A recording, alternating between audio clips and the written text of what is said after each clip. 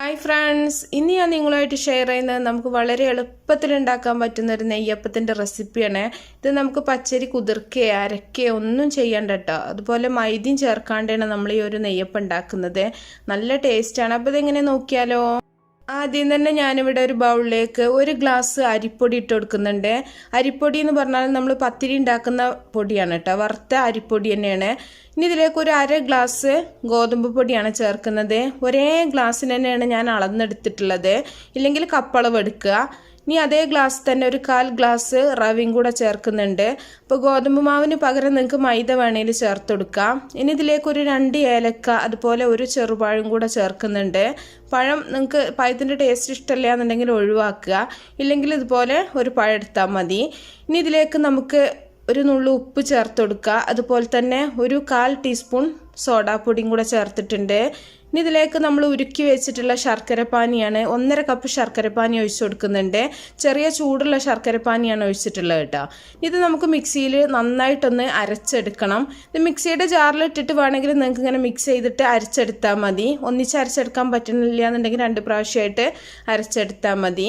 അപ്പോൾ നമ്മൾ ഈ ഒരു പാകത്തിനാണ് അരച്ചെടുത്തിട്ടുള്ളത്. അപ്പോൾ നമ്മൾ ഇത് ഇത്രയും മതി കേട്ടോ. ഇനി ഇത് മാവ് കട്ടി കൂടുതലാണെന്നുണ്ടെങ്കിൽ നിങ്ങൾക്ക് വേണമെങ്കിൽ ശർക്കരപ്പാനി ബാക്കിയുണ്ടെങ്കിൽ അത് ഒഴിച്ചിട്ട് ലൂസാക്കി എടുക്കുക, ഇല്ലെങ്കിൽ വെള്ളം ഒഴിച്ചിട്ടും ലൂസാക്കി എടുക്കുക.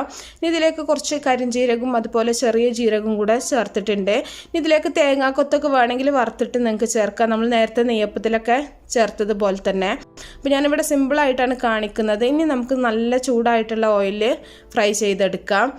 ഓരോ തവി മാവ് ഒഴിച്ചിട്ട് ഇതുപോലെ നമുക്ക് ഫ്രൈ ചെയ്തെടുക്കുക. നല്ല ചൂടായിട്ടുള്ള എണ്ണയ്ക്ക് തന്നെ ഒഴിച്ചു കൊടുക്കുക, എന്നാലും പെട്ടെന്ന് തന്നെ നല്ല പോലെ തന്നെ ആയി വരും. ഇനി നിങ്ങൾ മാവ് ഒഴിച്ചു കൊടുക്കുന്ന സമയത്ത് ഉൾഭാഗം നന്നായിട്ട് വെന്തിട്ടുണ്ടോ നോക്കുക കേട്ടോ. നമ്മൾ ഫ്രൈ ചെയ്ത് മാറ്റിയതിന് ശേഷം മാവ് കട്ടി കൂടുതലാണെന്നുണ്ടെങ്കിൽ ഉൾഭാഗം വെന്തിട്ടുണ്ടാവില്ല. അപ്പോൾ ആ ഒരു സമയത്ത് നിങ്ങൾ വേണമെങ്കിൽ കുറച്ച് വെള്ളമോ ശർക്കരപ്പാനിയോ ഒഴിച്ചിട്ട് ഒന്ന് ലൂസാക്കി എടുത്താൽ മതി.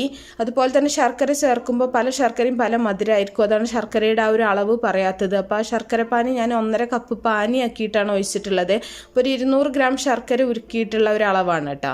ബാക്കി എല്ലാ മാവും നമുക്കിതുപോലെ തന്നെ കോരി ഒഴിച്ചിട്ട് ഫ്രൈ ചെയ്തെടുക്കാം. അപ്പോൾ പല ശർക്കര ഞാൻ പറഞ്ഞല്ലോ, നല്ല നമ്മുടെ കുന്താണി ശർക്കരയൊക്കെ ആണെന്നുണ്ടെങ്കിൽ നല്ല മധുരമായിരിക്കും. അപ്പോൾ അതിനനുസരിച്ചിട്ട് നിങ്ങൾ ചേർത്താൽ മതി കേട്ടോ. അപ്പോൾ അതുപോലെ തന്നെ നമ്മൾ അരച്ചെടുക്കുന്ന സമയത്ത് ഓരോ മാവിനും കുറേ വെള്ളത്തിൻ്റെ കുറച്ച് വ്യത്യാസം ഉണ്ടാവും, ഒരുപാട് വ്യത്യാസമൊന്നും ഉണ്ടാവില്ല. അപ്പോൾ അതിനനുസരിച്ചിട്ട് ലൂസാക്കി ഇട്ടെടുക്കുക. അപ്പോൾ നമ്മളിത് മാവ് റെസ്റ്റ് ചെയ്യാനൊന്നും വെക്കേണ്ട, അരച്ച പാടന്നെ നമുക്കിതുപോലെ പൊരിച്ചെടുക്കുക. നമ്മൾ സോഡാപ്പൊടി ചേർത്തുകൊണ്ട് തന്നെ നല്ല പോലെ തന്നെ നന്നായിട്ട് കിട്ടും. ഇതേ മാവ് വെച്ചിട്ട് നിങ്ങൾക്ക് ഉണ്ണിയപ്പം ഉണ്ടാക്കുക. അപ്പോൾ എല്ലാവരും ഒന്ന് ഉണ്ടാക്കി നോക്കുക, എണ്ണയൊന്നും കുടിക്കൂല, നല്ല ടേസ്റ്റാണ്. ഉൾഭാഗമൊക്കെ നല്ല കറക്റ്റായിട്ട് തന്നെ വെന്തിട്ടുണ്ട്. ഇനി പഴത്തിൻ്റെ ടേസ്റ്റ് ഇഷ്ടമില്ലാത്തൊരു പഴം ഒഴിവാക്കുക കേട്ടോ. പഴം ഇല്ലാണ്ട് പഴം വെച്ചിട്ടും നമുക്കിതുപോലെ തന്നെ ചെയ്യാൻ പറ്റും. അപ്പോൾ എല്ലാവരും ഉണ്ടാക്കി നോക്കുക, എന്നിട്ട് ഇഷ്ടപ്പെട്ടാൽ ലൈക്ക് ചെയ്യുക, അതുപോലെ ഷെയർ ചെയ്യുക. അപ്പോൾ നല്ല നല്ല റെസിപ്പികളൊക്കെ ആയിട്ട് നമുക്ക് അടുത്തൊരു വീഡിയോയിൽ കാണാം. ഓക്കേ.